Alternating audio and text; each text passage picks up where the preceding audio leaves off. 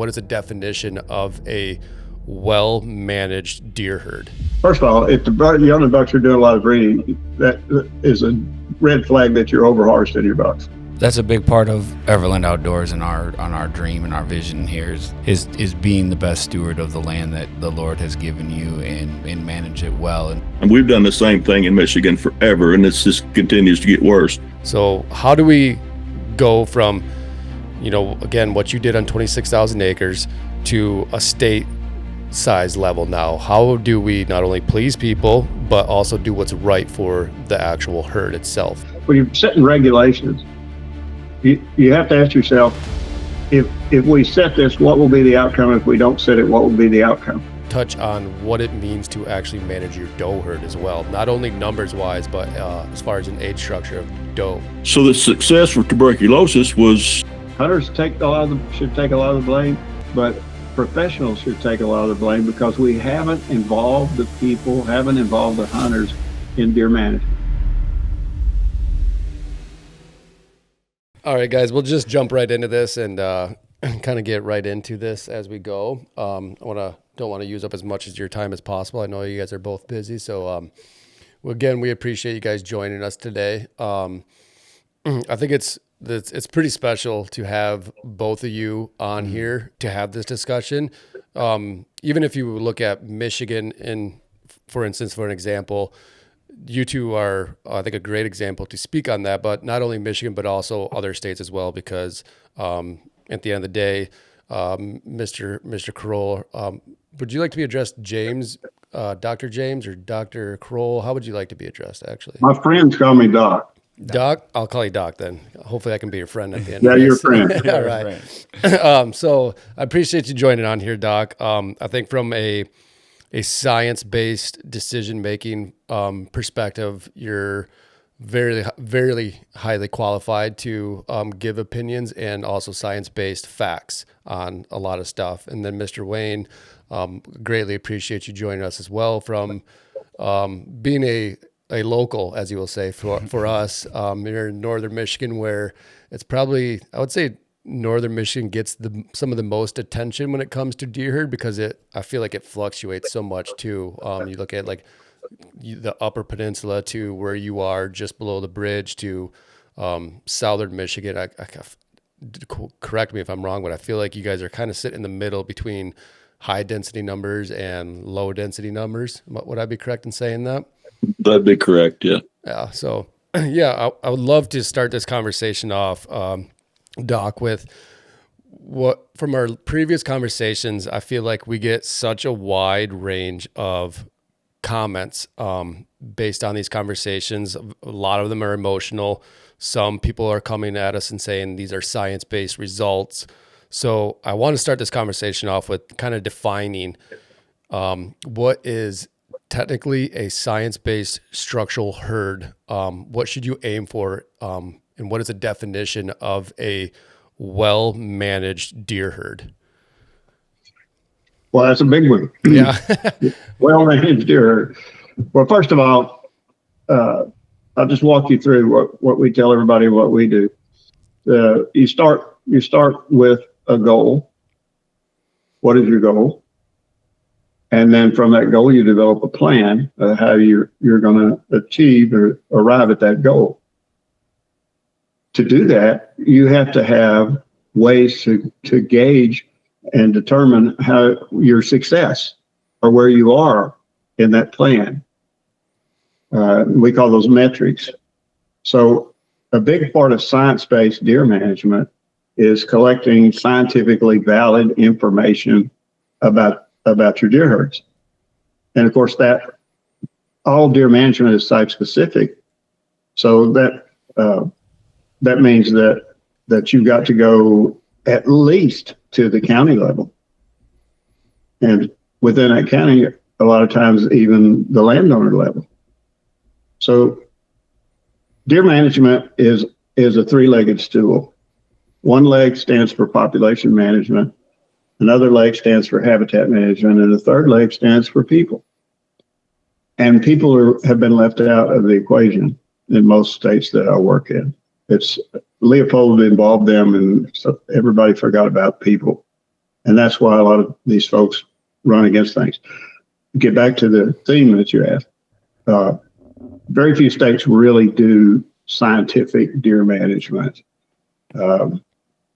Leopold said that agencies have the authority to set seasons and bag limits, but they don't control the land on which the deer live. And that's the big important thing, is not involving the people in it. So there are set metrics that we use in determining how we are achieving our goal. And I'll come back to goal in a minute. And those are scientifically valid things. Wayne has been doing those at Turtle Lake now for Wayne, 20 whatever years since we started. Yep. And they tell you don't really manage a deer herd, you fine tune one. You set a goal, you establish your metrics, and we can talk about metrics. And then you collect information on those metrics and you say, all right, did we move towards our goal or did we move away from our goal? And if we moved towards our goal, then we enhance it and do a little more. And if we went backwards, then we back off of it. So you have to fine tune a management program for geographic regions. Now, what are those metrics? Well, first of all, you need something on what is your buck-to-doe ratio? What is the sex ratio of the herd? And there are easy ways, especially now. We're the Institute for Whitetail Deer Management Research. One of our many accomplishments that sometimes I'm proud of is that we invented the trail camera. And the trail camera was on working with Dr. Harry Jacobson. We developed some metrics using trail cameras, and because trail cameras don't lie, if you do it right, to get ratios out there. Now, what ratio do you want? Well, God meant for whitetail deer herds to exist in a 1 to 1.5, 1 to 2 buck-to-doe ratio. Deer are just like people. The males die faster and earlier than the females. A doe can live 20 to 25 years. A 6-7-year-old buck in a lot of places is a rare commodity.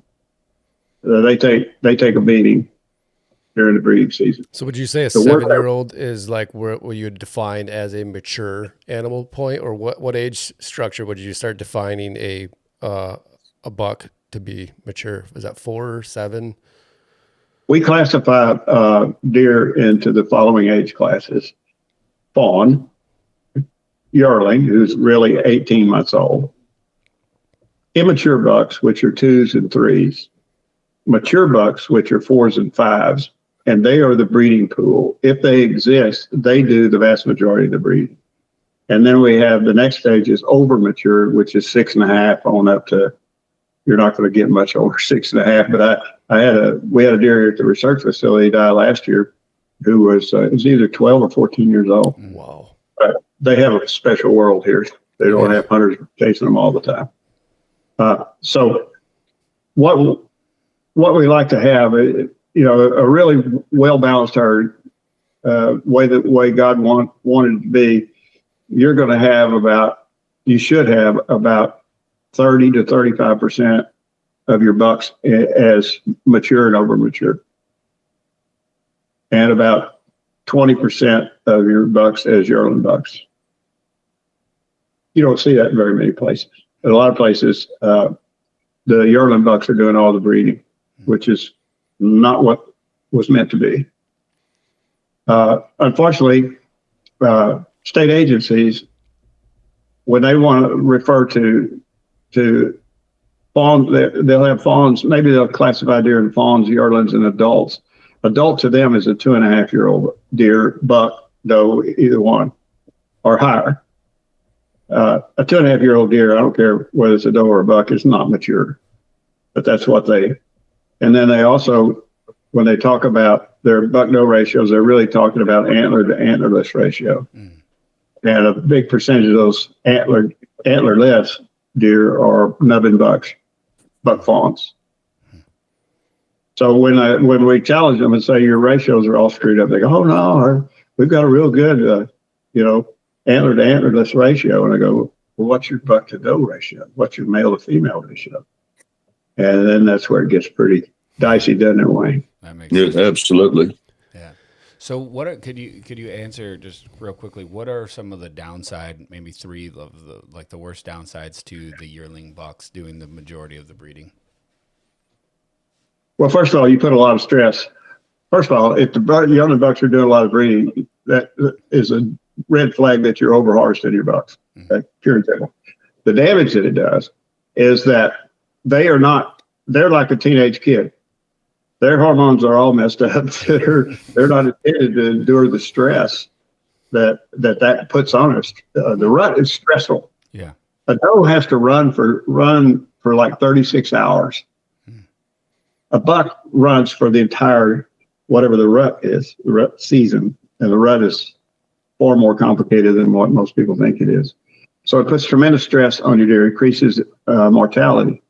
Also the hunting, that means that people are killing almost everything over a yearling. And it puts a tremendous load on the teenagers to do the breeding. Mm-hmm. And what God meant to happen there is to have deer fight their way up to maturity. And the ones that get to maturity are the ones that are best suited to survive out there. They have the best traits. Mm. They have that. So you can degrade a herd very quickly. Genetically, you can degrade a herd by killing off the older age class bucks. Yeah. I enjoy that you say that because, if whoever's in the spotlight, not specifically us, anybody who advocates for change in regulations or rules, again, based on what we classify as science-based answers, if any time that you throw out the word that I want to hunt a mature deer, you get a lot of attention drawn on yourself, or you're just chasing antlers. And I think so many people are just misinformed of what an actual healthy herd looks like. It needs to have that mature buck presence in that herd. And using Michigan for example, for me myself personally, I've hunted 3 mature deer in Michigan my entire life, and I've lived here for I've hunted for 20 some years. So yes. I guess that's why we bring this so much attention to this, is because, and why we're enjoying this conversation with you, is to educate not only us but all the rest of the Michigan hunters of we're not just out here chasing antlers per se. Again, we are, because that distinguishes the difference sometimes between a mature buck and an immature buck. But I think a lot of people just need to be informed of the way that it's supposed, like you said, the God made it this way for this reason. This is how you sustain a healthy herd. Yes, and that drives me crazy to hear people say, managing for older age class bucks, you're trophy managing. No, you're not. You're managing for it's what we call natural deer herding. And the hunter in this country, we have a lot of problems with agencies, but I also have some problems with hunters. We've got to make the transition from hunter consumer to hunter manager. We're losing support out there. We're losing hunters. And if we don't make that transition before long, we're going to be replaced by probably something we're going to be talking about, and that is other predators. Mm-hmm. I guarantee you that. But if you don't mind, I'd like to ask Wayne to talk about what that deer herd at Turtle Lake looked like. Yeah. Keeping with this theme, when they brought him up from Oklahoma to fix things. Yeah, and if you want a quick touch on kind of, for people who don't know what Turtle Lake is, can you quick touch on what kind of quick brief history on that? Sure. Turtle Lake Club is in the northern lower of Michigan, of course. It's a 24,000 acre private hunt club, membership only club, right in the middle of club country, completely surrounded by other smaller clubs. They were established in 1884, so they're kind of the oldest kids on the block. But it was the typical Michigan herd. When I came, I drove in the gate and looked at the what little they had for a food plot, and I thought, there's no way to fix this. I mean, buck-to-doe ratios were insane. Do you know roughly what those were? Say again? Do you roughly know what they were kind of when it was established, or when you drove in the gate?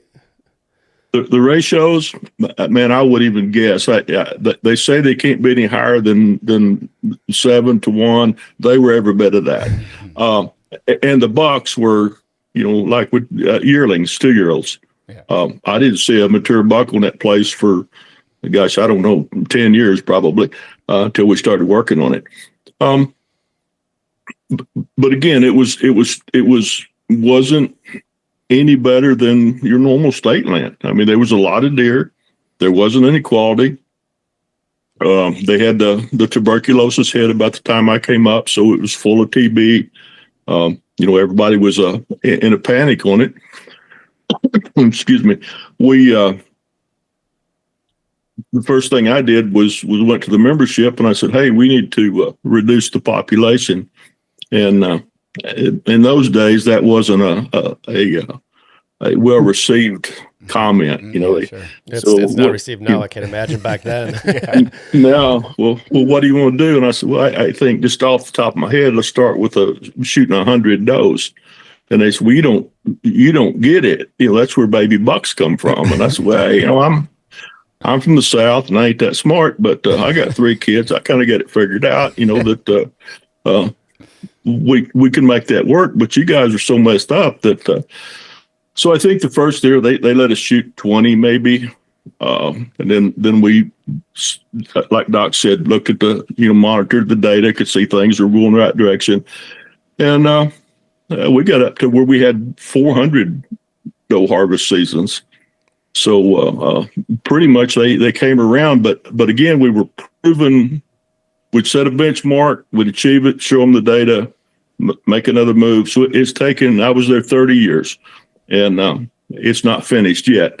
But today you can certainly go over there and shoot a mature buck, meaning 4, 5, 6-year-old buck, much easier than you shoot a 6-year-old doe.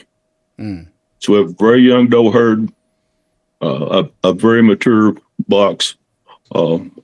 It's great. If they continue with it, it'll be one of the best places in the state. Couple questions on that. I know we're going to get some questions on, or we get targeted for this all the time of like, you guys are there just to, again, chase antlers and manage mature bucks. So let's actually kind of touch on what it means to actually manage your doe herd as well. Not only numbers wise, but as far as an age structure of doe. Yeah. First of all, let me back up to something there. A buck-doe ratio. You'll hear that argument all the time, like that Wayne was talking about. It's impossible. It's impossible to have a buck-doe ratio higher than 1-7, 1-8. Well, that's total nonsense. Here's why. You got a deer herd. You got bucks and does out there. Okay, you shoot no does. You shoot every buck that has a bone on its head. Mm-hmm. Okay. The metric that we need to talk about is recruitment, fawn cropping recruitment. Okay. That what Wayne was saying was his members at that time thought that if you shot a doe, you shot 2 deer, and at least one of them was going to be a buck. No, they're running fawn crops up there in those days of 15%. And then if you don't shoot does, you warehouse does, and they get older and they get older, and they have no fawns and they have no fawns, and you can have a 1-20 ratio. Mm-hmm. So that's nonsense when people say that, especially when it's an agency guy. But what we like to do in doe management is we like to keep our does young. Up there where Wayne is, we hear all the time, well, you got to have those old does because the old does are the ones that have the most fawns. The old does are the ones that lead them to the yards. Okay. Well, let's examine that. Okay. The old does have fawns because they're the ones that can win every fight, and they dominate the best fawning habitat. So a young doe doesn't have a chance. You bring that age structure down, and as Wayne will tell you, we have lots of data to prove it, that even yearling does breed. So you've got better reproduction. Next point I'll make, if you got a 10-year-old doe, what were you doing 11 years ago? She's the product of what you were doing 11 years ago. And the last thing I'll say is this nonsense about the old does have to go to the yards. That was all started by, I'm not going to say who it is, but a well-known deer biologist up there in Michigan. His whole fight, he spent his entire career studying what we call a stagnant deer herd. And that's what Michigan had and has in many areas still, is stagnant deer herds. They're not natural. And those does, yes, lead them to the yards. But guess what? They're not supposed to go to yards. What happens when they get to yards? There's nothing to eat there. It's just winter thermal cover. The predators know where they are. So not as many make it back. And the health, and they spread disease and everything else, they weren't meant to yard. What we did at Grand Rack, just north of Wayne's place, was we stopped that migration. And people told us we couldn't do it. And we did. We stopped the migration. You know how we stopped it? We gave them cover and we gave them food in the winter. We weren't supplemental feeding, it's the law. We were planting food plots and leaving and banking forage. So that's all nonsense. I always like to say, a friend of mine, scientist friend of mine, said that many a beautiful theory has been murdered by a ruthless gang of facts. Oh, I like that. And there's many beautiful theories, especially in Michigan. And people are, whether they're agency people or hunters, they're more than happy to express that opinion. But they can't back it up with science. They can't back it up with facts. And so what Wayne and it did was, he was brave. He's the wonder he wasn't fired. You ought to ask him about what he did with habitat, because that's that other leg of that stool. And then we should talk also about what he did with people and why it works is today. We went from like 12%, was it 12% Wayne TB infection, somewhere around there? Roughly, yes. To unmeasurable, to almost none. And we did that with management. So anyway, I mean, taking fire there. Well, no, let's say, so Wayne, can you explain that a little bit to us, from what you did from the habitat improvement portion of that, and then jump into what you had to do with the people to coach them up to get them to the place where they agreed to follow suit? Sure. The first thing we did with habitat was look at the browse damage on the place, which was everywhere. Everything was eaten. Everything was browsed up as high as a deer could reach. They had 50 acres of food plots at the most on 24,000 acres. Heavy population. So we started growing the food plots, for lack of better words, and putting in different crops. They were still old school. They planting rye and turnips and whatever they could get. Wasn't maintaining it. So the guys were really good. They were really cooperative. They let us start putting in some food plots, and so we spread them out over the club. In the beginning, all our food plots was in 1,000 acres. Well, 24,000 acres. There's a lot of deer not getting to that. So we went from corner to corner, round and round, established food plots everywhere. We even went so far as called mini fields. Anywhere there was a wide opening in the road, we'd stop and put in a quarter acre, eighth acre, whatever we could get in to get nutrition in front of them.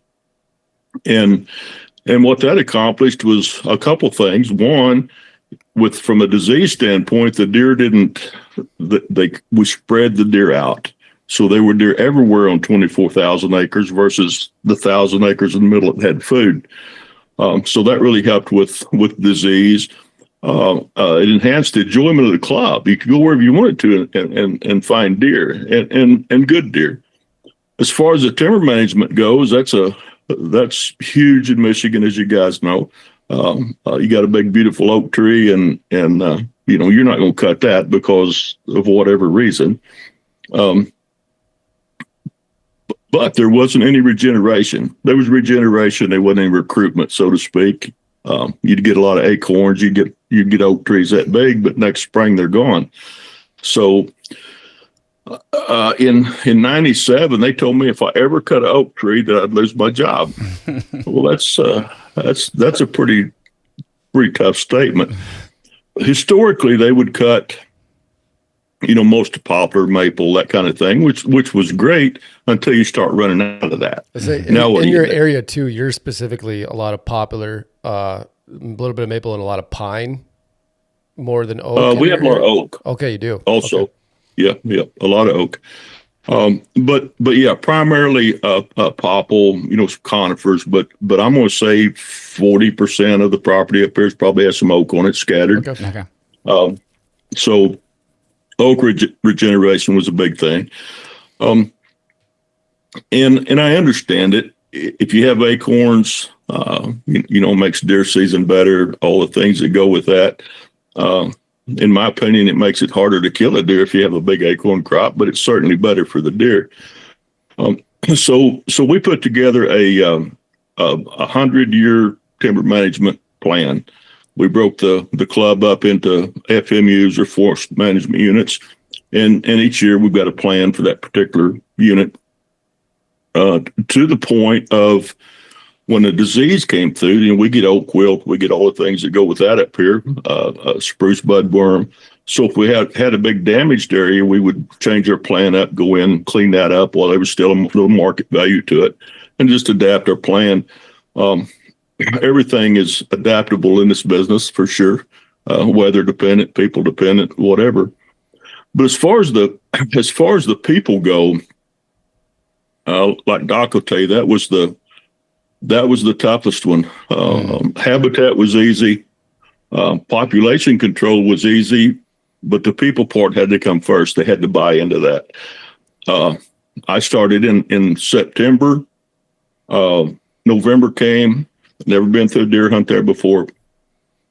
So we had a first day. I was over where they hang the deer up, and one of the members said, "Man, this is our best season yet, opening day." And so, okay, well, that's great. As I stood there in awe of what they had killed, and they did 25 or 30, but they were spike horns, yearling doe. He said, "What do you think?" And I said, "Well, I think if we were in the South, we'd probably all be in jail right now."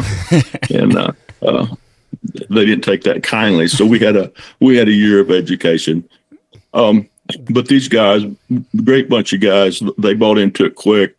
And then we started shooting doe, more food plots, better timber management.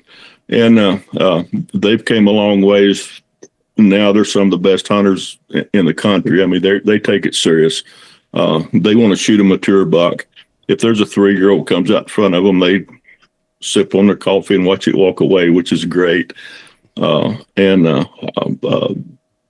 harvested a lot of doe for us over the years. We use them to, along with staff, we use the membership, and the guys got really, really good at that. How many people are on that Club? That club there? How many people actually are hunting? Well, I have to be careful with some confidentiality stuff, typically a good year, you would harvest 50, 60, maybe 70 bucks, depending on the season. Okay. And so did your club have any set rule? Like when you stepped in and said, okay, 1, we need to harvest more antlerless deer. And then 2, your goal again was to harvest more mature deer. So did you guys set guidelines of saying, either antler point restrictions or just everybody just try to shoot, one up last year? How did you approach that with the people of how do you get them through that progression, or what we call is the hunter progression of hitting that mature standpoint? Well, it takes 30 years to start off with. There wasn't any mature deer there. There wasn't any mature bucks. So like everybody else, we started out with a 4-point or better, 3-point or better, whatever it was. But we did have some very young 10-year-olds, 2-year-old, 10 points. So we kind of put them on the back burner and said, guys, don't shoot the 10 points. And they laughed. There's not any here. Well, I was there every day. They were a few, so let's let them go. And then as we progressed, probably 3 years, 4 years, then they started seeing some nice 8-point mature bucks, 5-6-year-old bucks. So we slowly moved them into, okay, here's what I want you to do. I want you to shoot, and Doc was involved in that too. Let's try to harvest 4-year-old or better. And we did the education, the slideshows, spent time in the field with them. This is what a 2-year-old looks like. This is a 3-year-old, 4-year-old. and got them to where they could age a deer on the hoof. And that kind of evolved over into scoring deer on the hoof, so they could say, oh, that's a 4-year-old buck, but he's not really the big one as I want. And like everywhere else, you get 2 buck licenses up here, which is another thing. But they would shoot a really, really nice buck, and then they would use their second tag if they chose to shoot a second buck to shoot a 4 or 5-year-old, something. I don't want to call it calling, but something that didn't have the potential to get where we wanted to go. So people would call it. Yeah. So they didn't go out and shoot 2 of the biggest bucks they could find. They'd shoot a nice one if they could find it. And then if they shot another one, which was pretty rare for a guy to shoot 2, it was something that had no brow tines or something like that. So after 30 years, those guys are certainly not consumers anymore. They are real life deer managers, and they do a great job at it. And as they get a new member in, they put him under their wing, and they don't turn him loose till they think he's ready. So it's a pretty good world. Let me interject this for Wayne. Back to the records and metrics. He was great about, he and his staff, they all knew how to age deer, live and dead.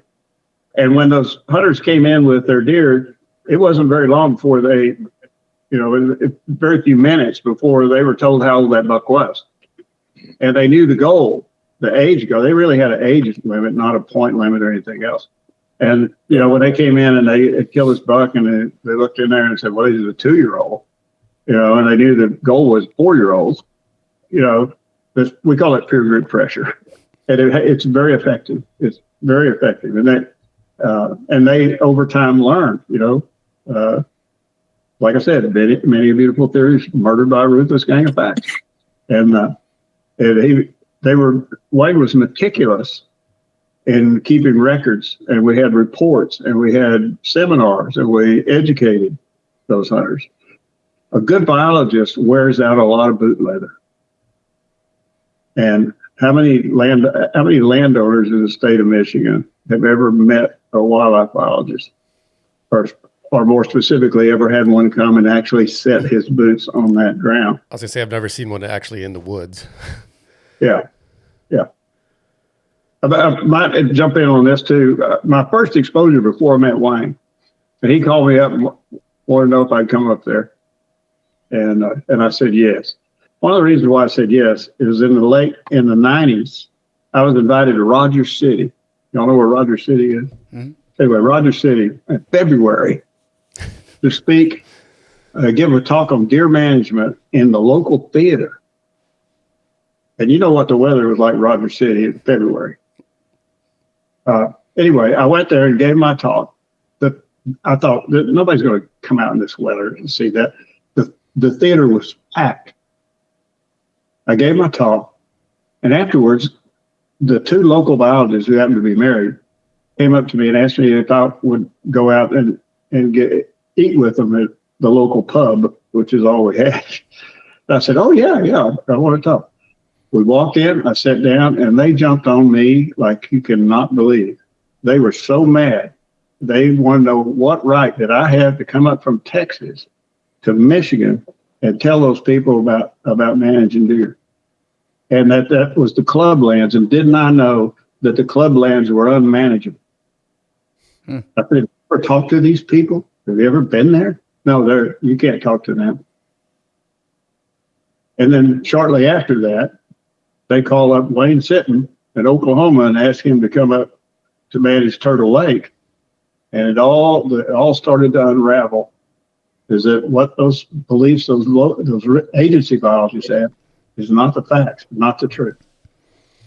I want to touch on Wayne. I'm going to go back a little bit here because I'm curious of what are the biggest differences when you started not only managing the numbers of your doe herds but also the age structure?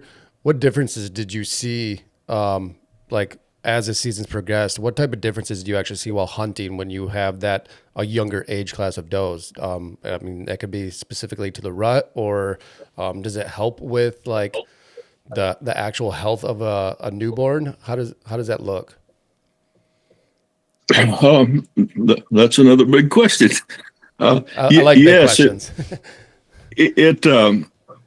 if you think about the age structure of a doe population, for instance, and you guys have sat in deer blinds and deer stands a lot of years, who controls the food plot?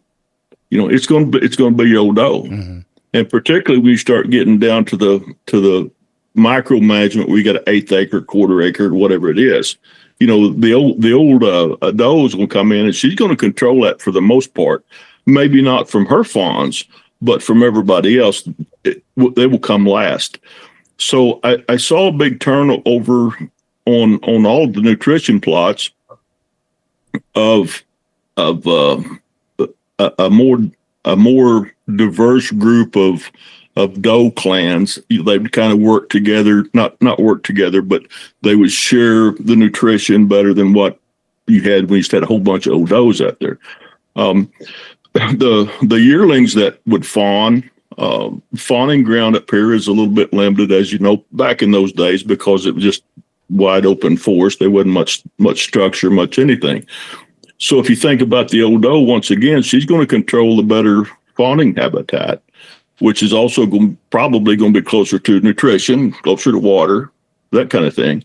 And your yearlings, 2-year-olds, they're kicked out to grasslands, more desolate places to try to raise fawns on, which means they have to spend more time away from baby, finding enough food to make milk, and predation goes up, all the things that go with that. As far as the rut goes, the rut with a young age class of doe and mature bucks, it gets crazy pretty quick. It's pretty intense. The rut on that club now, and other properties we manage up here, our rut will start and be over when other places they hadn't even started yet. The trickle rut, which you hear so much about, we have some of that, but that's your younger deer coming into estrus versus something that got missed. The ratios were closer, so everything gets bred on time. Our fawn crop hits the ground pretty consistently. If we can have a 10-day or 14-day solid rut, then we have a 10 to 14-day, birthing window, and that cuts down on predation. So I think that's from a health standpoint, from a reproduction standpoint, that's probably the success. From a hunter standpoint, they can set in a blind and they've got 4 or 5 or 6 or 10 mature bucks to pick from, which is if the bosses are happy, that loosens the purse strings and you can continue on with your program. So that's kind of what it's all about. They hunt antlers, sure. I mean, we get accused of that, antler hunters, trophy hunters, whatever the case may be. But I've always viewed, a trophy buck as a byproduct of good management. I mean, we don't set in to grow a bunch of nice bucks. I mean, that's the end result.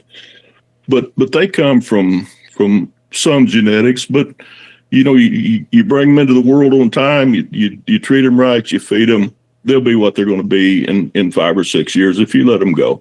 Mm-hmm. And I think that's the part people are missing. It's the result of a good managed deer herd to get mature bucks, and you'll get some trophies out of that for sure.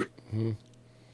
Yeah, I think that's interesting that you bring that up, because I don't know if a lot of other people recognize this, but as the down where we are, downtown, like Grand Rapids area, like you said, I saw last year like one of the longest ruts I've ever seen. And that's, again, a lot of people don't realize that that's a reflection of mismanaged deer herds. Mm-hmm. And when it comes to fawn recruitment, it's not great. Yeah. Right.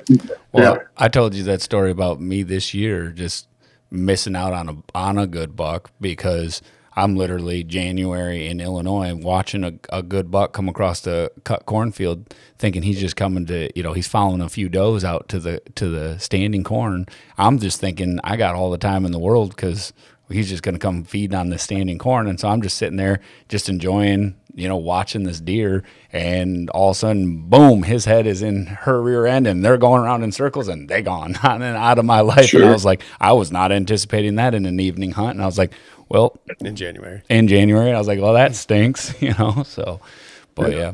So I think this is great, because what you did, and it is I would say a very large section of area, 26,000 acres. You were able to take this club in Michigan and not only change buck-to-doe ratios, you're able to allow your hunters to go through that hunter progression of, not only maybe you didn't force them, but asking them to hunt mature deer. And they got through that progression. Now they're enjoying hunting that mature deer. So how do you look at that from the state level now, of like, we have a lot of people, and very well that Michigan is very strong in its heritage, and traditions. People want to, our last conversation was talking about going to a 1 buck rule for Michigan, and the amount of people that reached out, and kind of gave backlash on that is, why would you take my right to have 2 bucks that they've had forever? So how do we go from, again, what you did on 26,000 acres to a state size level now? How do we not only please people, but also do what's right for the actual herd itself? I'll build on that. Oh, wait a minute, Wayne, go ahead. Yeah, you have to know that where I'm at, I'm up to my ears in the 1 buck rule, the APRs, all that stuff. I get calls every day. Pick a side, pick a side, pick a side, and I have mixed emotions about the 1 buck. I like the fact that it's something different. And we've done the same thing in Michigan forever, and it's just continues to get worse. I think the 1 buck would be okay, but the truth is about 6% of the hunters actually shoot 2 bucks anyway. So I don't know what that would serve. I haven't seen a lot of data anywhere that says that 1 buck does a lot. It makes sense. It would help some. I think if they would tie that with an APR, that they might have something. But at the end of the day, I think where we're failing at as biologists and state agencies and human beings, I think we need to, whether you're talking about whitetail or bear or trout or regardless of what we're talking about, we should do what's right for that species. And then the people just need to adapt around whatever that is. And I think that's a big misconception. Everything in Michigan, as you guys know, is very political. It's driven by a lot of other agencies, Farm Bureau and all these people. And I understand it. I don't have an answer to tell you they get there on a statewide level. I don't. From property to property, landowner to landowner, but there's a lot of state land up here. There's a lot of federal land. A lot of folks hunt that, and you still have that. I've got to get my buck mentality. For me, I have no interest in shooting a 3-year-old buck ever. I have no interest in shooting a mature buck much anymore, to be honest with you. But a lot of people don't like that, and we're losing our hunters. I talk to a lot of landowners up here, a lot of smaller. We've helped a lot of smaller landowners. They've been to our necropsies. We have a big outreach up here, and you still have that. Well, it was little Johnny's first buck or Uncle Bob's last buck, and there's always an excuse why they didn't hold out for something better. And if you keep shooting your freshmen, you're never going to have a high school ball team. And I don't know how to get people to understand that. So on the state level, I don't know. They've got all these DMUs. They get the all these advisory teams going, and I've sat on a bunch of those, and you can come up with some good ideas, but I haven't found a silver bullet to change the state. that dramatically. They talk about earn a buck and places that would work, places it wouldn't. But even on a county level or township level, the club that I managed is a mile through here. You could shoot 400 doe off that, not thinking about it. But you go a mile this way, you probably shouldn't be harvesting any. So it's that dramatic of a change. And to say we're going to take a 500,000 acres and everybody has to earn a buck, well, that's not good. So Doc deals with this a lot more than me, and he may have a good answer to that. But from my seat, I don't know how the heck you change that mentality. We're losing hunters all the time. We've lost 200,000 hunters in Michigan in the last 20 years. We're not replacing them. Land fragmentation, a lot of things go with that. So, Doc, I'm going to let you answer that question. Well, I got two things to point out. The first one is what Leopold said. A state agency cannot manage a deer herd by just setting seasons and bag limits. That has not worked. The other thing I have to say, more importantly, is to all of these folks out there that have opinions about $1, $2 limits, all this stuff. The first question I have for them is, are you happy with deer hunting as it now exists in Michigan? Are you happy? And I don't know what the answer will be. And the next thing is, how did it get there? How did it get there? Everybody's guilty. The agency is guilty because all they thought was that you just set seasons and bag limits. The hunters are guilty because they think, well, I hunt on 20 acres, I should be able to kill 2 bucks. It all goes back to participating the public in deer management. Mm-hmm. It's going back to an attitude that deer management is site specific. I got them to do that when I was the so-called deer czar of Wisconsin. Got the agency to do that, but guess what? They insidiously and slowly managed to get it back to the old ways where they have these big deer management units and all they're doing is setting seasons and bag limits. The answer is involving, I don't know, Wayne, what's the percentage of private land in Michigan? It's 95 in Texas. No, I don't know that I know that. It's not that high, but it's lower than that. But it's pretty high. It's involving to get it out there working with the landowners. And let me add this.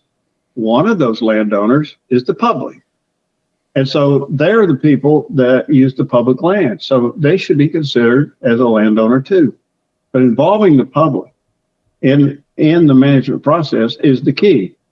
And agency folks don't do that. I taught wildlife management in forestry college for 40-something years. And I ran out of counting the number of students who came around and said, I want to talk to you about, I want to be a wildlife biologist. And I'd say, okay, give me your reasons. Well, first of all, I don't like people. I said, well, get out of my office because go become an MD or something, or a lawyer, because it's 95% people management. And if you don't enjoy communicating, you don't enjoy working with the people, you don't enjoy going out there in the field, then we don't need you. I knew we had a problem in Wisconsin when I started looking at the Wisconsin DNR biologists. They had, not to sound very gross, but their rear ends were about 2 feet wide, and they were wearing Birkenstocks. They were spending all their time in front of computers. They're not out there being biologists, which we all dreamed of being when we were young kids going through college. So we got to get back with the people. But I would say this, ask this question of any guy, and I get a lot of folks on Facebook that come back and want to challenge or whatever. And the question I always come back with is, are you happy with what you have? And how did it get there? So with that, when people say, at the state level, they're not happy or they have some concerns and they want things to improve and all that kind of stuff, Doc, you started out with, you got to set a goal. And so that and then you also said, it's all about it's site specific in that plan to that. And we were kind of just talking about it earlier, how Michigan, there's right now our turkey season application just closed, and how certain units, you can draw a tag there and certain you can't. And, this because they manage the population of the deer or the turkey more specifically to the different regions that it inhabits and all that kind of stuff. And so my question has been for all the different agencies, why hasn't that model adopted in the deer herd? Why has it just been statewide regulations? And how do we get people to understand that and see it, that, like you said, Wayne, we can shoot 400 deer off this piece of property. You can't go down the street and do that, because you're going to really mess things up, because you got to know what's going on down the street 2 miles down the way. How do we get that point across, and what do we do there? And why do you believe the states have adopted it as just more of a statewide rule?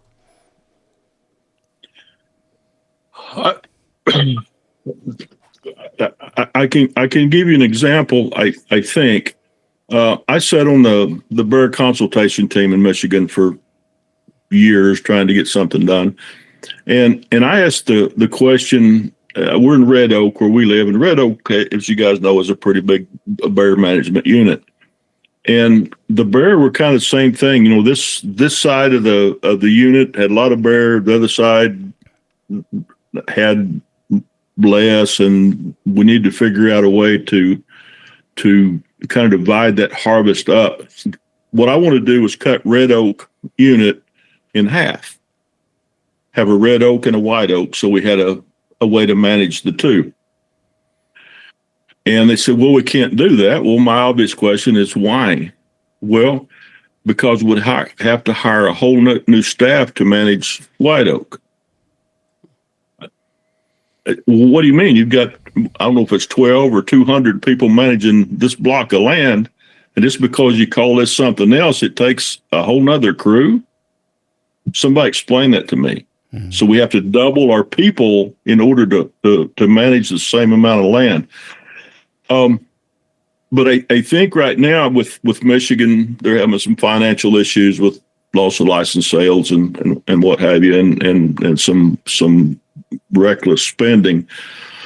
I don't think they've got the people to do it, the qualified people to do it. I know a lot of the biologists up here, and I'm not beating them up on them. They're good biologists and great people. They like to hunt. They like to do all that stuff. But to have them come to my place here and say, hey, what do I need to do? They don't really know. And if they do know, they're afraid to say it. Mm. So back to the bear, the biologist in this area went to Lansing and said, hey, we need to increase our bear harvest dramatically.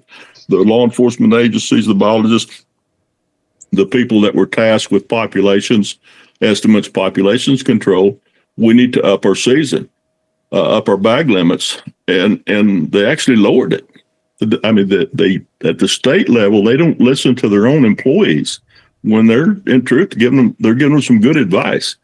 So it was politically wrong for whatever reason, for them to increase bear harvest, and that's the problem. The biologist hands are tied for the most part in Michigan.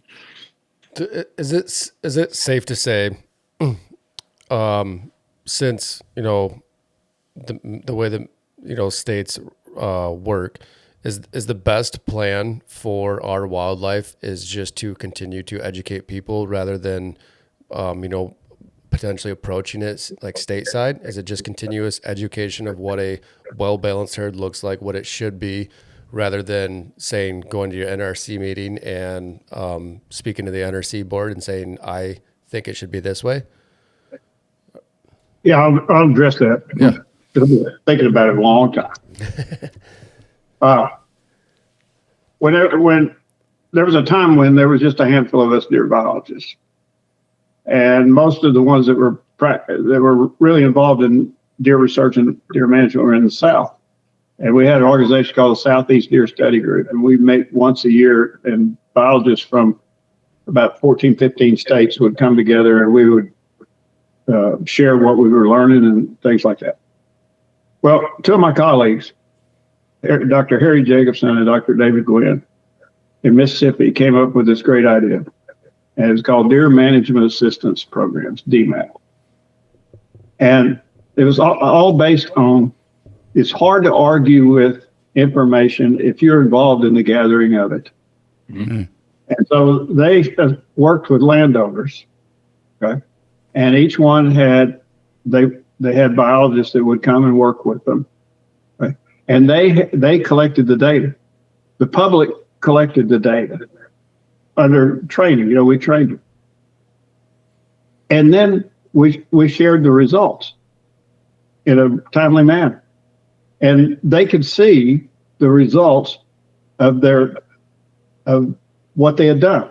That's why Wayne was so successful, is he shared the results, and it wasn't that he dogmatically told them what to do. That's the worst thing you can do as a state biologist, is go out there and say, I'm an expert, I know what I'm doing, you don't know anything. Well, I have a lot of faith in the observation skills of the general public. Sometimes their interpretations are pretty bizarre, but they do see the right things. It's hard to argue with something that you are involved in and help gather. Then those people become ambassadors and educators out there. There is a magnification system that works. That's why the DMAP program was so successful. It still is to today where it happens. But there's not many states that really use it. They pay lip service to it, but they don't really do it. What states still do DMAP? Sorry? What states is DMAP still relevant? DMAP is still active in Mississippi. It's active under another name in Texas, Georgia, Alabama, South Carolina, some degree Florida, North Carolina, somewhat in Arkansas. Missouri was, but they've fallen on hard times there. So I'd probably say if I had to say how many states are actively involved in DMAPs, I'd say less than a dozen. Would you consider it successful where they're still at now? Absolutely. That's why it's lasted since the last century.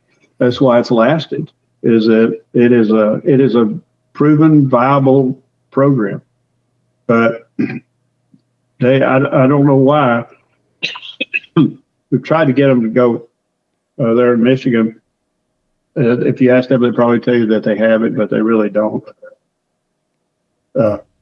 So it is the solution. It really is a solution. And then as part of that, again, the public are in public lands, the public is the owner. Mm-hmm. And educating and involving the public.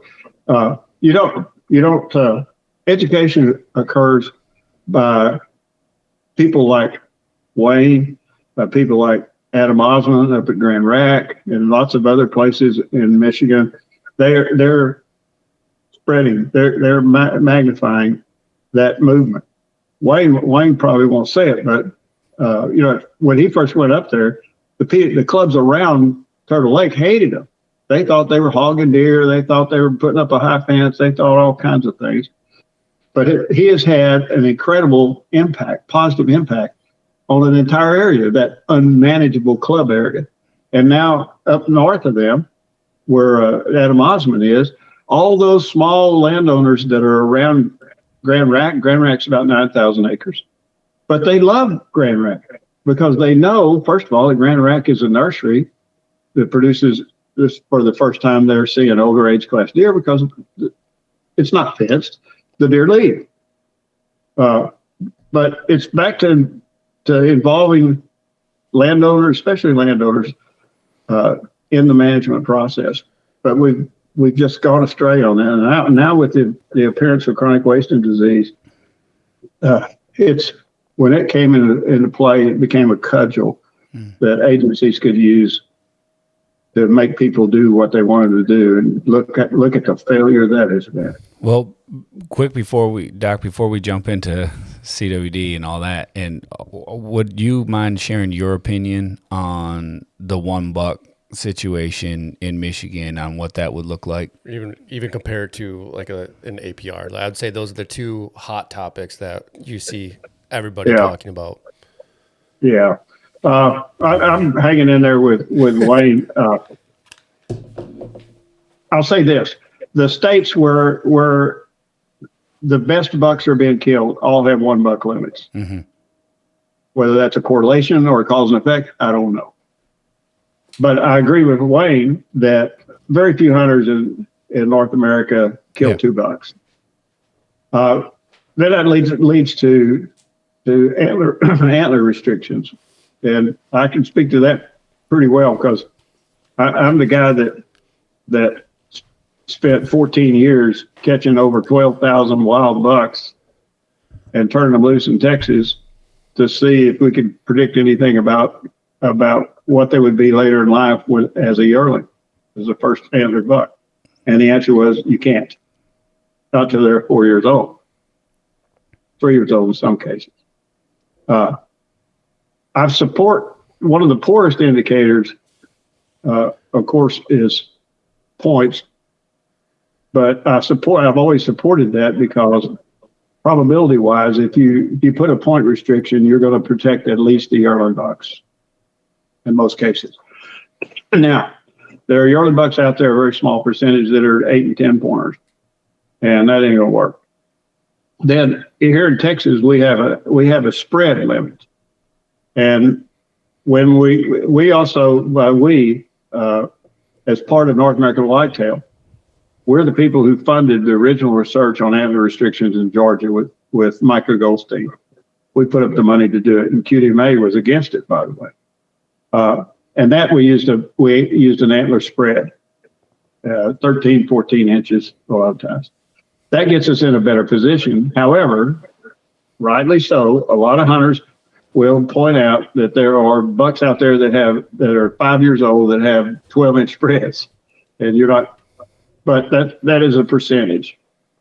I wouldn't do this to the public, but on private lands and clubs that we work with, we have a 14-inch spread or 18-inch beam limit. If you do that, 95% of the time you're gonna end up with 3-year-old bucks. That works real well. And people will say, "Oh, well, how do you know what 18 inches is?" Hunters are doing pretty well with it. We said the nice thing about a 14-inch, reason we chose that was that most deer in North America, except where you get up in Montana and that, hold their ears at 14 inches. So if you take the time to look at it, one of the nice things about antler restrictions is the average deer hunter in the United States sees a deer for 3 seconds. Deer, buck, boom. People tell me I never saw a deer do that. Of course not. They can't do it when they're dead. So if you have to at least look at a 14, to see whether it has 14 inches, you're not going to just pick up your rifle and kill it. You know, that's going to save some deer in itself right there. But as time goes on, what the real solution is to educate hunters. And it's happening in a lot of places. Here in East Texas, East Texas is full of rednecks. I mean, we are rednecks here. And they were the deer, buck, boom crowd. Rest of Texas, they were all into trophy hunting and all that kind of stuff. Okay, so we implement a 14-inch spread. 2 years into it, I go to my local taxidermist, and taxidermists are like mother confessors because they know what's going on out there. And I asked him, I said, how's the antler restriction working out? He says, it's working out real good, but we really don't need it. And I said, why don't you need it? He said, nobody around here anymore will kill a yearling buck. So if they kill a yearling buck, people aren't going to like them. And so peer group pressure and education takes over, but it doesn't happen next season. It happens over years. But the attitudes of hunters out there, as one that has a successful Facebook page, I can tell you, there's a lot of people, a vast majority of people out there really care about these animals. They care about land. They care about it. They care about deer hunting. Yeah. And just because, how many people does somebody who expresses a really caustic comment on social media, how many people do they really represent? Mm-hmm. Yeah. It's not a very big bunch, but it's an evolution, not a revolution. Mm. I like that. Unfortunately, most states, especially Michigan, have come kind of late to the evolution or the revolution, either one. Well, when you say that, do you think it's advantageous for Michigan to set a guideline? Let's say it's either APR or $1. To me, I look at it as far as it potentially allows the or forces the hunter to be educated on such topics. So again, like let's use people that do not go out of state of Michigan, never really experienced, hunting mature deer. You put a person in, stick them out of state. Let's say our closest neighbor being Indiana, they're a $1 rule state. You go there and you get to experience hunting mature deer. You get to see them. You get to see how they interact on the landscape. You get to see the differences in the rut. So do you think still you should look at, the state to set still kind of restrict guidelines to help educate that, whether they're doing that for that purpose or not? But like I look at it as you put either APR or $1 rule on the state, people are going to experience hunting on a different level that they'd never experienced before. And what I would like to imagine is they start to embrace that. Like your Texas example, you talk about the rednecks, they don't want to shoot the young deer anymore.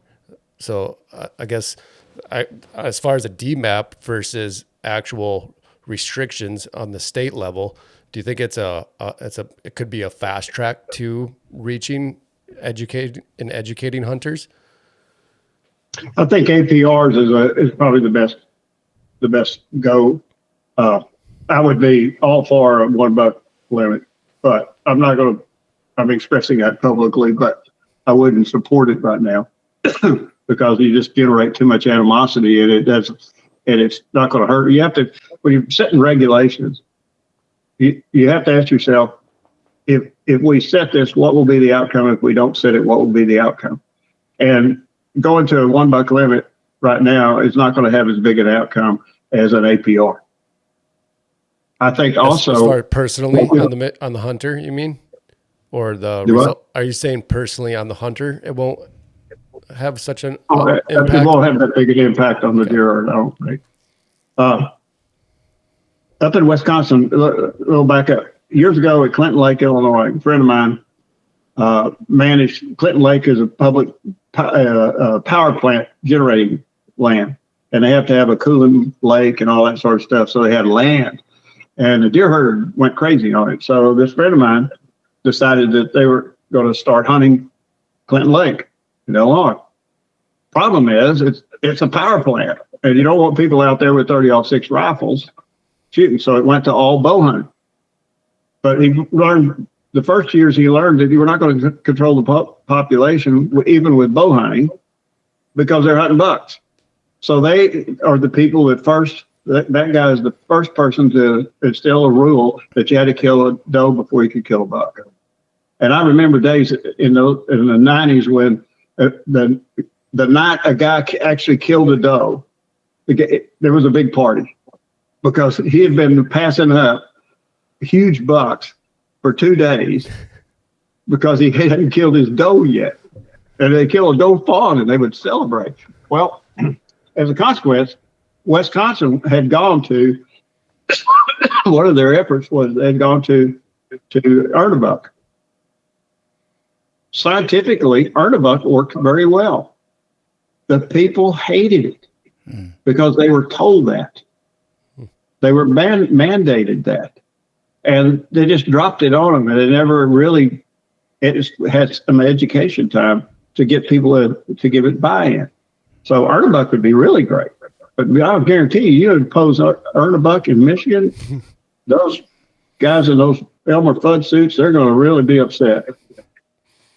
Well, I always think it's like when you look at what, I don't know if I have an opinion on, let's say, APR versus a $1 rule, but the one thing that I do So the NDA said that during the APR restrictions that they had in Michigan, they saw an increase in overall age structure of antlered deer, but they did not see a big enough increase in antlerless harvest.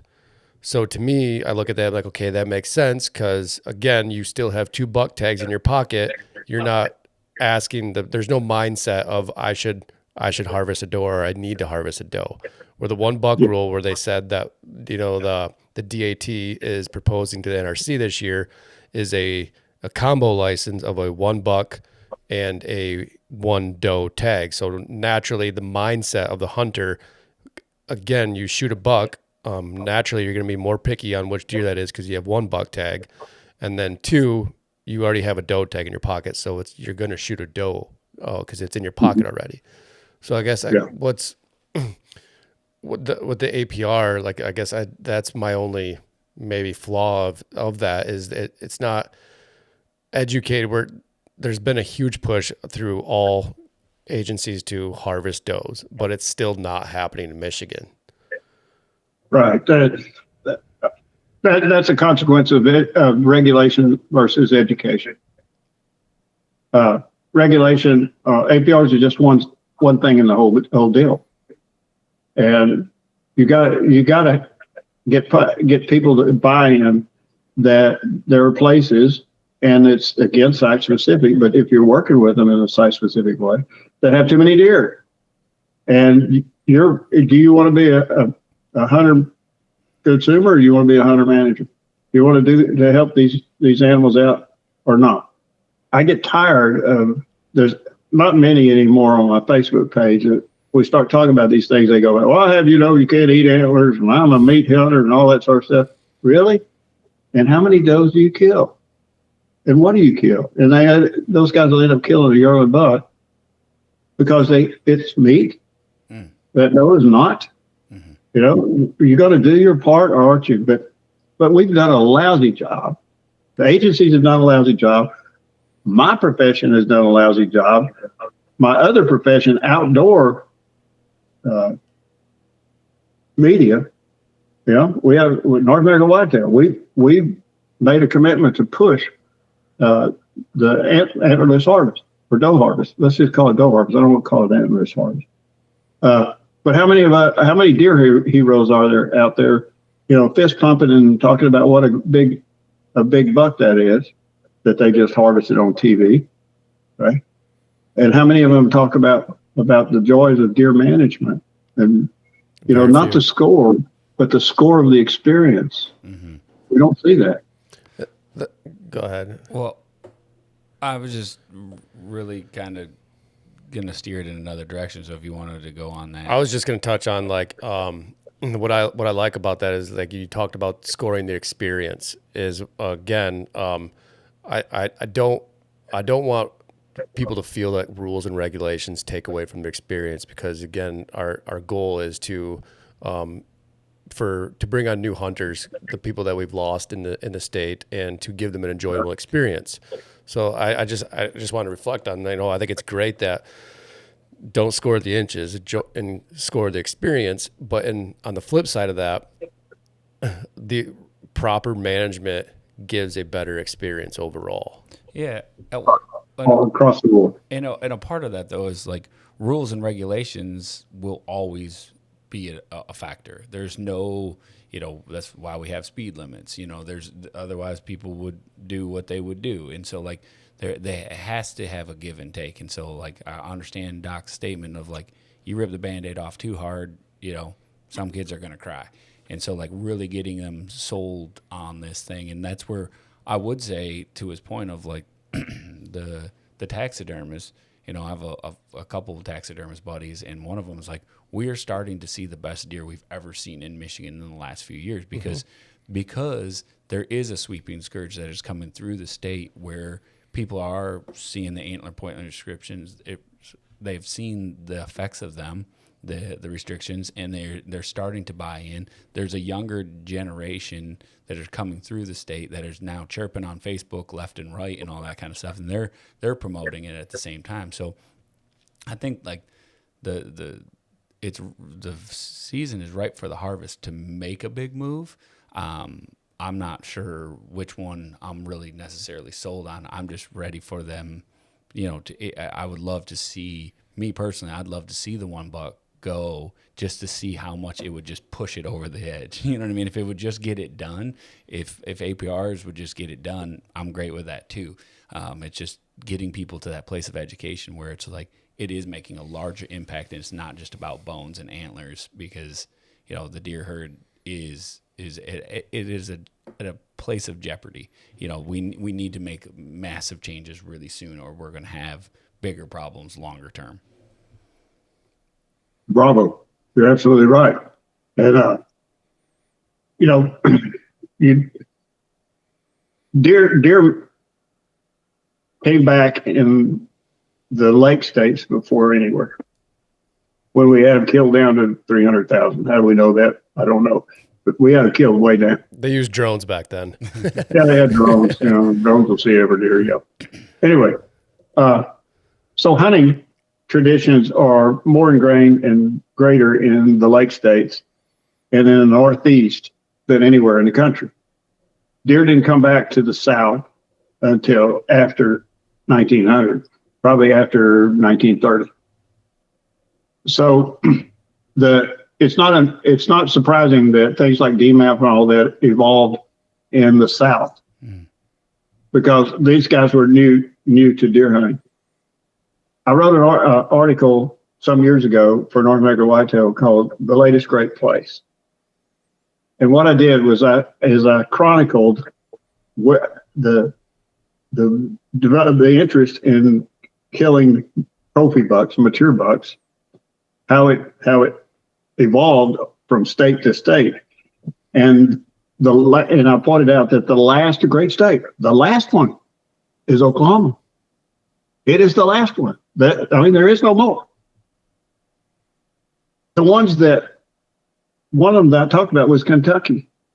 Kentucky came to deer and deer management way late in the 21st century. And what's been so interesting, I hunt Kentucky, is that there's not much different in regulations in Kentucky, but the bucks are better, the bucks are older, and the hunters have a different attitude. They don't go out there and kill yearling bucks. But you understand why in the lake states, when it devolved into, did you get your buck? Mm-hmm. Yeah. And if he has that much of an antler, yes, you got your buck. Mm-hmm. And getting people out of that mindset is going to take a long time. And unfortunately, I wish they would have started 20-something years ago. Yeah. Well, changing gears a little bit, because we've all heard it said we want to base all of our information on science, and we want to make sure that we have the information to back it and to do that. And we unfortunately all had to live through a situation where, there was science-based information that caused a whole bunch of people to be terrified and locked down and do all sorts of crazy stuff. And there were scientists on both sides. So I just use that as an example, because there are scientists on both sides of this equation of CWD. Some are, okay, we have to manage it this way, and we have to manage this way, and others are completely in different camps. So Doc, while I have you, just really wondering, how do we know what is a good science, and how do we really apply that knowledge then to make good informed decisions? Well, if you don't mind, let me get Wayne to talk about tuberculosis as a model, and then we'll transition into CWD. Yeah. Okay, perfect. The club I managed up here, Turtle Lake Club, if the data is correct, they found the first TB positive deer on that club, and perhaps the second one. That was before my time. But when I came, it was prevalence rates were 12 to 15%. I mean, we saw a lot of TB. That was kind of ground zero for tuberculosis, and of course, it was our fault because they were importing $1 million deer from Texas and turning them loose and all the garbage that went with that, which is not true. But the tuberculosis was bad up here. And the reason was because we're still baiting, a lot of nose contact, and a lot of winter yarding was going on because the habitat had been destroyed. Over time, we managed that. We turned the deer herd over. We harvested a lot of the older age class females off of it, which seemed to be the more common carriers of tuberculosis. We spread the deer out. We got them on the ground quicker. We got them healthier, and over time, tuberculosis rates started to drop. And we've checked a lot. I mean, thousands of deer we've looked for tuberculosis in through the crop season and turning in your heads, and worked with the state many years. They'd come out and draw blood during our necropsies and so forth. So our we have the data. It's their data, the state's data, that shows that we've pretty much eliminated tuberculosis on that particular piece of property. And it just come from good deer management. It was habitat management. It was hunter management. It was hunter harvest, and got the herd down where it should be. Turned the age classes over, and it kind of all went away because we broke up a lot of the contact. The tuberculosis that they find now, still find one occasionally, but you can almost guarantee where it's going to come from, which side of the property, because there's a big group of federal land that's not properly managed. So if they've got a high prevalence rate of tuberculosis on that property, and then to the west there's more property that's not well managed. So if we did find a positive, chances are it come from one of those two directions. I mean, it's harvested within a half a mile of the property line. So the success for tuberculosis was lowering the age class of the doe cohorts, habitat improvement, and spread the deer out. Just good deer management, which you would do anyway, regardless of the disease. I don't remember what we were switching over from tuberculosis to the CWD. Wayne had just answered the tuberculosis side of all of it, and so he was going to answer kind of how we would propose managing CWD. I believe is where we're headed. I believe so. Yeah, it's going to be basically the same answer. Just manage your deer herd. A little more complicated than that. Well, see, this is the hard thing that don't get into it. I'm sorry, I can't get into it. He always is yelling at me. Don't get sides though. That'll be interesting. Okay, I hear y'all now. Oh yeah, you're back. You're back. All right. Welcome back. We have to remember we're in the bowels of the piney woods. Yeah. Okay. All these rednecks over here. Okay, can you hear me all right? Yep. Yes, sir. Okay, let's go to 1994. Dr. Harry Jacobson and I were invited to the 3rd International Deer Conference in Edinburgh, Scotland. They asked us to make the plenary speech. Now, in scientist world, the plenary speech, that's making the big time. Okay, all the world deer biologists were there at that meeting, and we made a presentation that didn't at that time go over very well. It was called "The Whitetail Deer, the Most Managed and Mismanaged Species."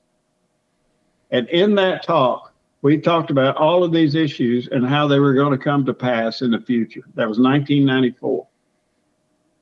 We also predicted that sometime in the near future, because deer were being mismanaged, that a disease would show up that was going to be a problem. We predicted that in 1994. Now later, I met with, at a deer meeting, another deer meeting in the United States, I met with Beth Williams, who was the person who discovered chronic wasting disease. And we talked. And at that time, she told me, she said, I don't think this is really a problem. I don't think it won't be a problem. Well, later on, she was right about biological problem, but she wasn't right about a political problem. That it did become a problem. Now, what happened was this. We need to exit for a minute and go to so-called mad cow disease, which is a horrible term to put up. There are diseases called TSEs, transmissible spongiform encephalopathies. It's not a virus, not a bacteria. It's some proteins that hang up they get misformed. They hang up in the brain and they start eroding away. And the reason it's called transmissible, it means another animal can get it. Spongiform, it turns your brain to a sponge. Encephalitis in the brain. Okay. Well, when mad cow disease, VSE, came on the scene, the world exploded on it. It occurred in Britain among cattle. It was cattle who had been fed sheep offal. For 400 years, sheep had a disease, one of these diseases, that was called scrapie. A lot of mammals have specific TSE diseases, and sheep are one of them. And apparently, when they fed sheep offal to cattle in England, it jumped species barriers and went into cattle. Okay. So what happened on that? Well, they killed thousands and thousands of cattle in England in an effort to get rid of it. And then a thing called variant Creutzfeldt-Jakob's disease showed up in some people in Europe, and they died from it. And it supposedly was a modification of mad cow disease. How big a problem was it? Since those times, that was in the 1980s. Since that time, how many billions of metric pounds of beef have been eaten in Europe? In that time, less than 400 people in the entire world have died from variant Creutzfeldt-Jakob's disease. Less than 400 people. To put that in perspective, in England each year, over 1,100 people die from a fall in the bathtub. Since then, they've changed the way they manage cattle, and the disease incidence has gone way, way down. Okay.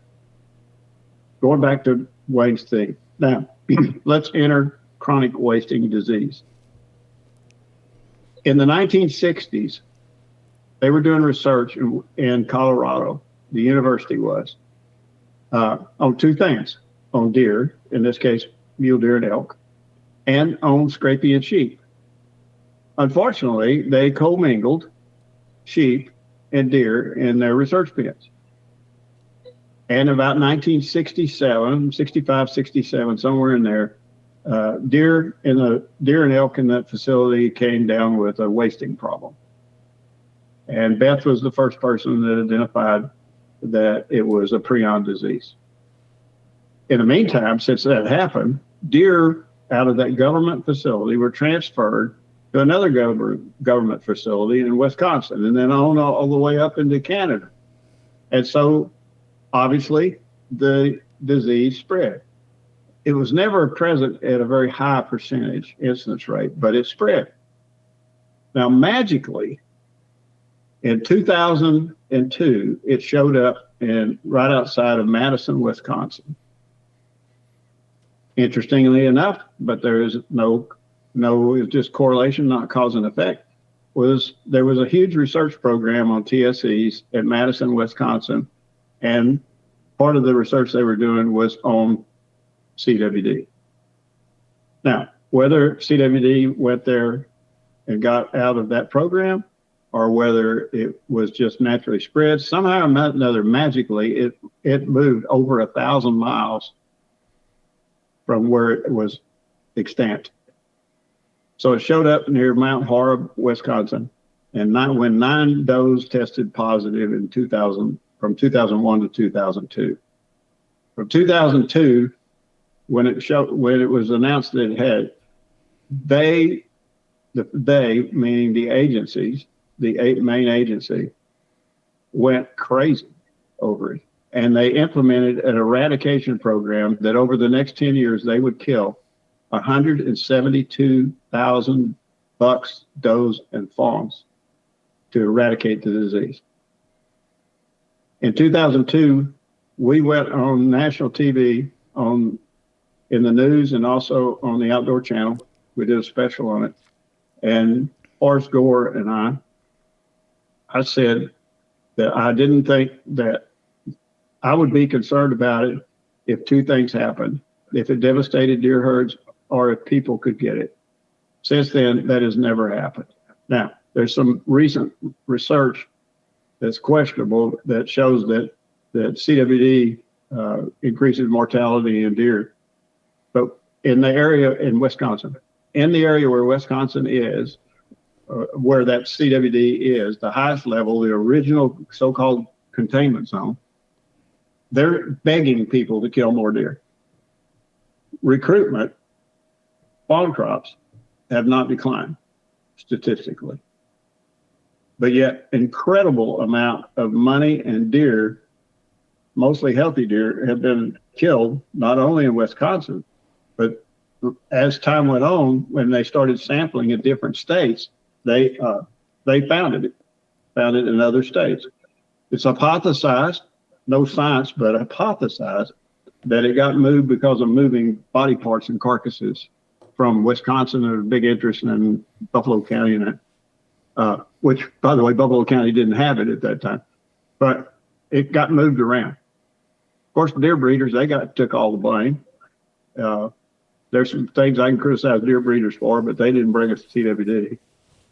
But it spread since then. An incredible amount, millions and millions of dollars have been appropriated to the management control of CWD in now 36 states. Not one of those states has been able to make one iota of effect in killing lots of deer, doing all these things that they've done.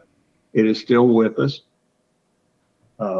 We still have deer to hunt, and the science-based science that we have, the good science we have, supports that human beings are not going to get it. Now, just like, let's go back to mad cow disease in England.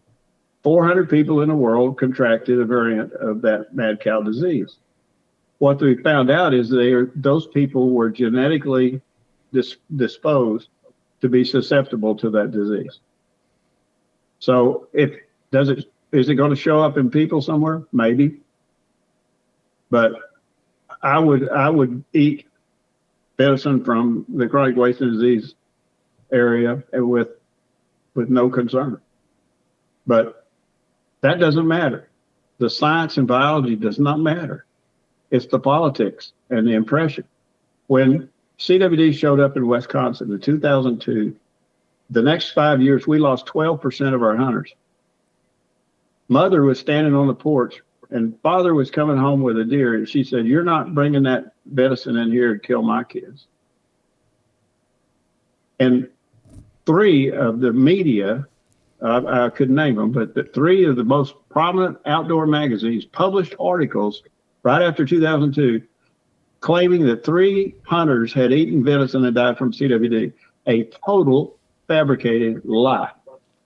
Never documented. I saw it the other day, still being perpetuated.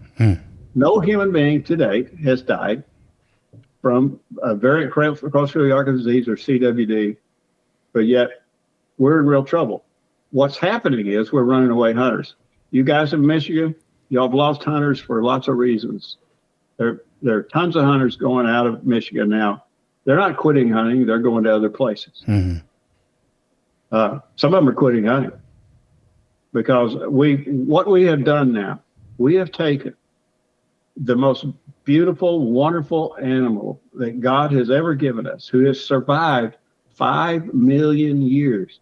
They were here when the mastodons were here, and we have turned them into vermin.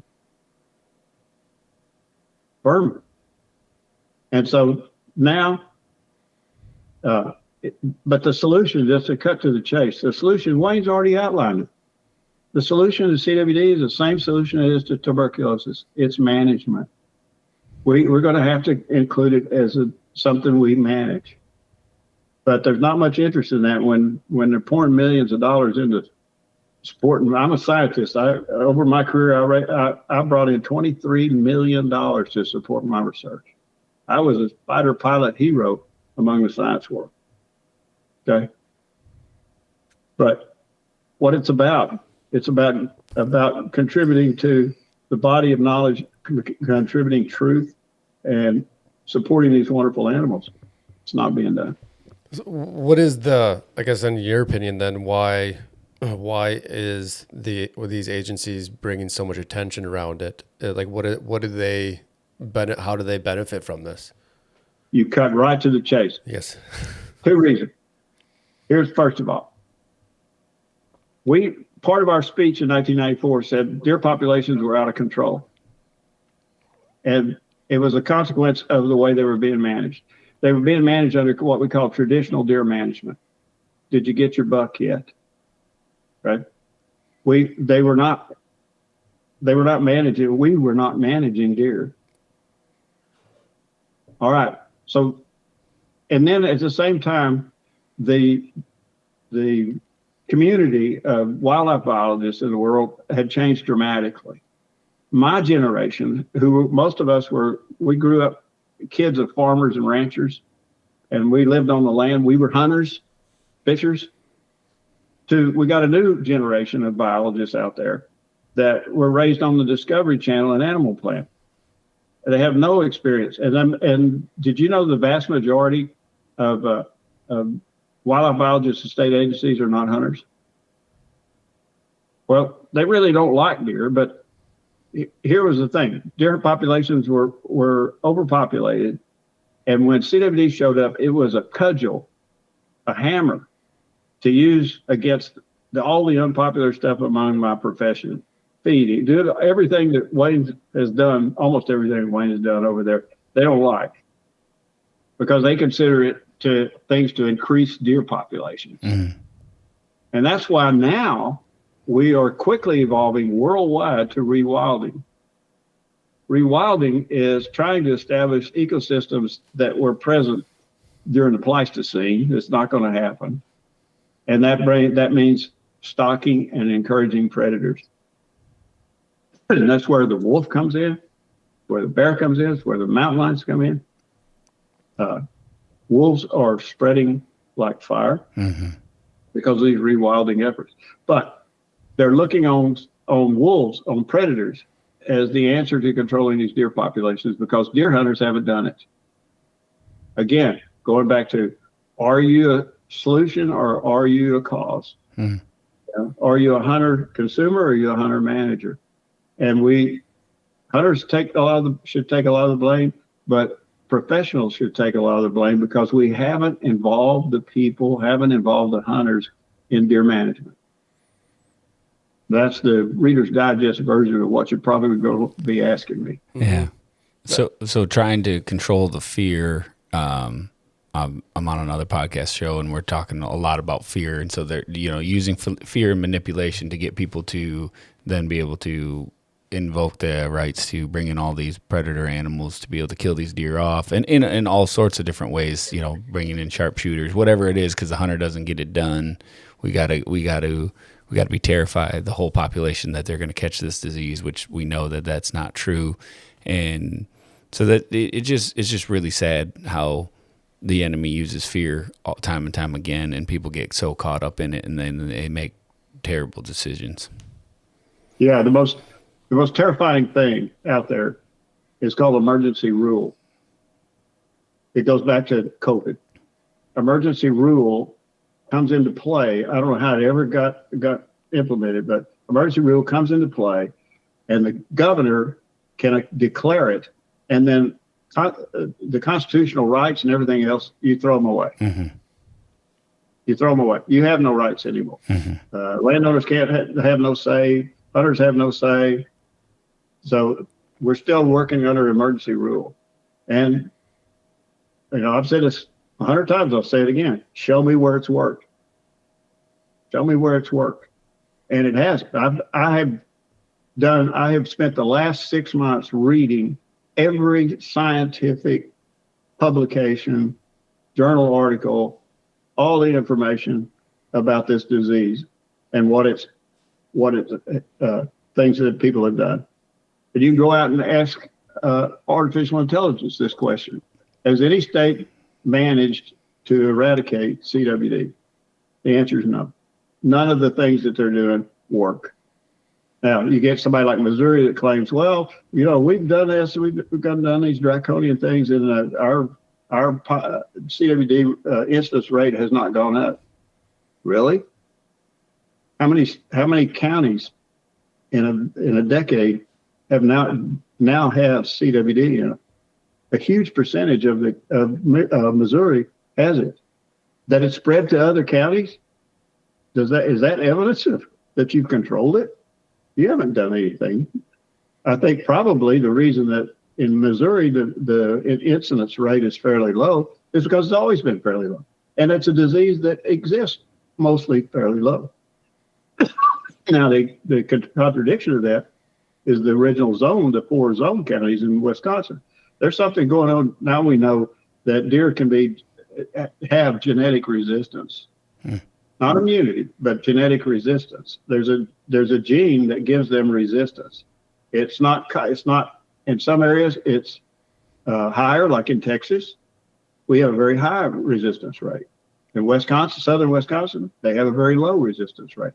They also have a low resistance rate to hemorrhagic disease, which is also genetically related. So there is some progress now. There's some solid science that involve looking at the DNA and the genetic impact of that. As a matter of fact, Oklahoma has passed a law allowing landowners to raise and release genetically resistant deer, which has just made most of my colleagues just set their hair on fire and go running down the street screaming. But there is some solutions that are out there. The two are management and maybe genetic manipulation. I'll hold my reserves on the genetic manipulation. I think it's interesting, Wayne, what you did up north in Michigan in your area from a high deer number standpoint to where you're at now. And because I see one of the large arguments based around CWD is that it targets mature bucks more. But you're still saying you are hunting in an area that is more managed, which means you have a proper buck-to-doe ratio with a proper balance of mature animals, and you're still seeing less disease in that area. It's pretty cool, because that was one of the questions I was originally planning on asking is, how do you properly manage deer if the properly managed or mature animals are more prevalent to a disease? But you're saying, so the answer is properly managing deer as a whole and spreading them out. Am I correct? Well, for us and tuberculosis, I've been challenged with that data from the state many times. That a buck that's 6 or 7 years old probably is going to have tuberculosis. And where's your data at? That they didn't have it. Mostly because there's not a lot of 5 and 6 year old bucks in this part of the country. Right. So there wasn't any data. The data they were getting from us, which was their data, their test, and it didn't stand up. We're seeing zero difference in age classes where tuberculosis was present. I mean, if, the difference between a 3-year-old buck or a 6-year-old buck, it's the same ratios. Where did this notion come from then? Like who's preaching that? Because I see it all over the place of older age class deer equals more disease. Let me jump in there, Wayne, if you don't mind. First of all, there are two kinds of diseases. There are density dependent diseases and there are frequency dependent diseases. CWD is not a density dependent disease. It is spread it's maintained, I'll put it this way, it's maintained not by bucks, but by doe clans. It's the doe clans that harbor and spread the disease, right? Again, you go back to the age thing. If you've got a clan that has young does, you're going to have a probability of fewer individuals that are shedding prions. So but saying that older bucks or the ones spreading, or older bucks are more likely to have it. That plays into that cudgel again. Is that goes against, they don't want to have age class management. So they're blaming bucks for something that those are really responsible for. And if we have those doe clans younger, we're going to have fewer chances of it being spread. The way that buck that they're talking about gets it is his mother licks on him, and then he goes off. Okay. So if you don't have mother shedding prions, or she's not at that stage yet where she's shedding prions, so age manipulation is a very important thing. So we keep going around and coming back to those, don't we? Yeah. It's proper management is the solution, if you can call it a solution to CWD as it was in TV, is management.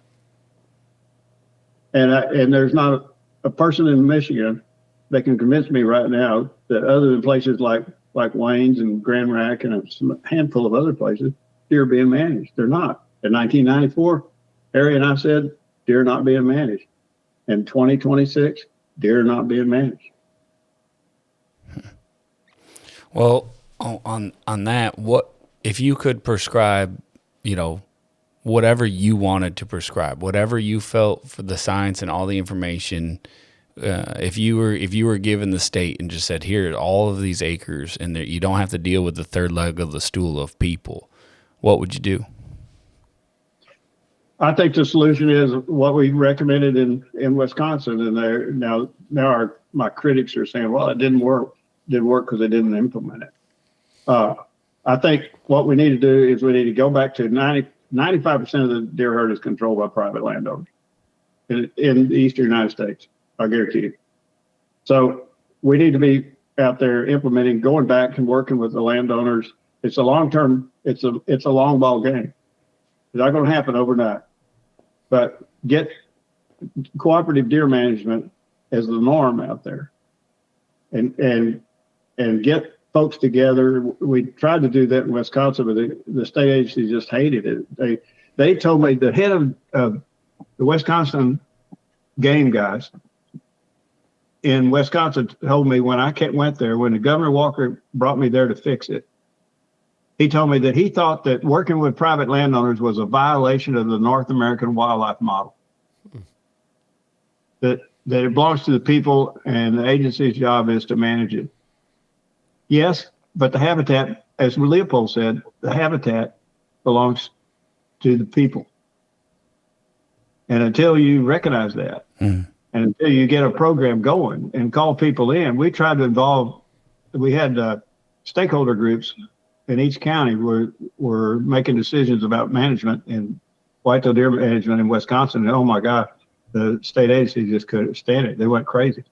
But during that time, they also did not develop the metrics that we had recommended for them to develop to judge how you're doing in deer management.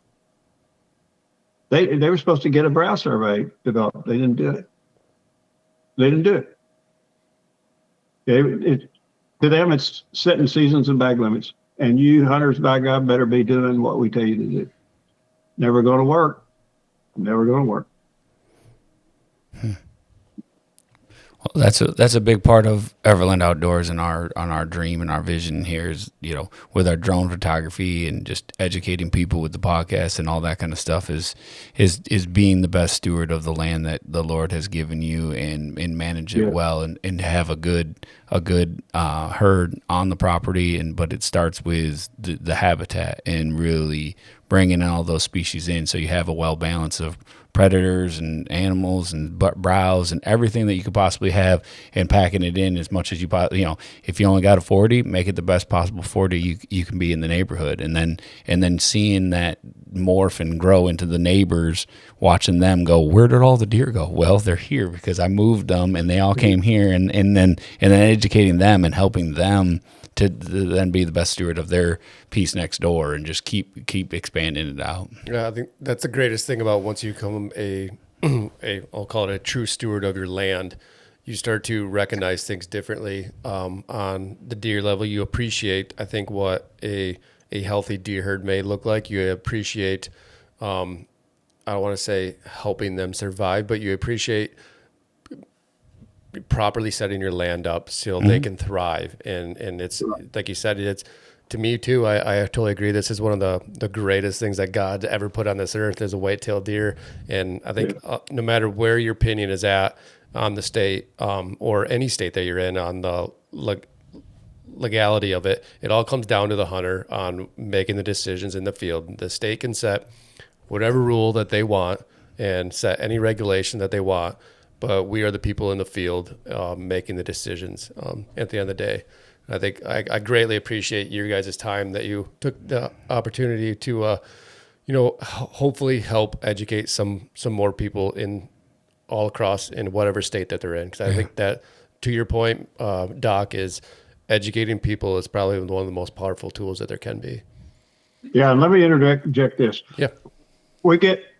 I'm well known. Wayne's getting to be well known. We're asked a lot to do these podcasts. Mm-hmm. Wayne and I talked before we accepted your invitation. And we accepted your invitation is because y'all are special. And that we like what you guys are doing. You guys are doing it right.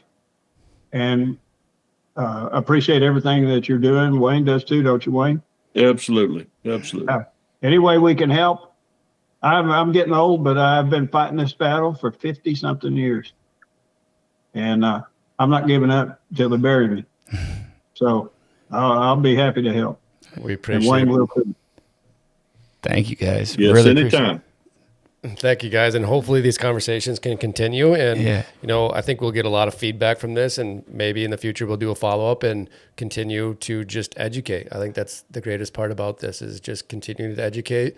And it's like you said, it's nothing, no matter what we say or do, it's not going to be fixed overnight. And the conversation needs to continue and people more educated decisions that they can make in the field. Yeah. Thank you guys. Amen, brother. Amen. Yes, sir. Well, you guys, Mr. Wayne, hopefully you don't have to do, it's actually nice outside today in Michigan, so you probably get to go enjoy that. Doc, I know it's still cold down there where you are, but you still got some work to do outside. So we just appreciate your time and hopefully the rest of your day goes well. Yeah. Thank you, sir. Yeah. All right, guys. All right, All right. Thanks again. Thank you guys. Yes, God sir. bless y'all.